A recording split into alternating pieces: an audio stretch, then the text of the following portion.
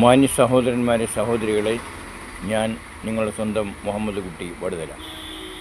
ഇന്ന് നിങ്ങളോട് ഞാൻ പറയാൻ പോകുന്നത് ഒരു മനുഷ്യൻ മരിച്ചാലും അവൻ ലഭിച്ചുകൊണ്ടിരിക്കുന്ന പ്രതിഫലങ്ങളെക്കുറിച്ചാണ്. ഒരു മനുഷ്യൻ മരിച്ചാൽ അയാൾ ജീവിതകാലത്ത് ചെയ്തിട്ടുള്ള എല്ലാ ധർമ്മങ്ങളുടെയും സ്ഥായിയായ ധർമ്മങ്ങളുടെ ഫലം അവൻ ലഭിക്കും. ജാരിയായ സദക്കയുടെ പ്രതിഫലം അവന് മരിച്ചാലും ലഭിച്ചുകൊണ്ടിരിക്കും. രണ്ടാമത്, അവൻ്റെ മക്കളുടെ പ്രാർത്ഥന. സ്വന്തം മക്കൾ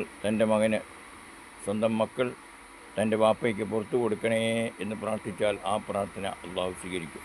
പിന്നെ അദ്ദേഹത്തിന് വേണ്ടി ജീവിച്ചിരിക്കുന്ന ബന്ധുക്കളും ബന്ധുമിത്രാദികളും ചെയ്യുന്ന ദാനധർമ്മങ്ങളും മറ്റ് പ്രാർത്ഥനകളും അയാൾക്ക് ലഭിച്ചുകൊണ്ടിരിക്കും. ഇങ്ങനെയുള്ള പ്രാർത്ഥനകളാണ് നമുക്ക് ആവശ്യം. അതുകൊണ്ട് മക്കൾ മാതാപിതാക്കൾക്ക് വേണ്ടി പ്രാർത്ഥിക്കുക, അള്ളാഹു സ്വീകരിക്കുമാറാവട്ടെ. അവർക്ക് വേണ്ടി ദാനം ചെയ്യുക, അതും അള്ളാഹു സ്വീകരിക്കുമാറാവട്ടെ.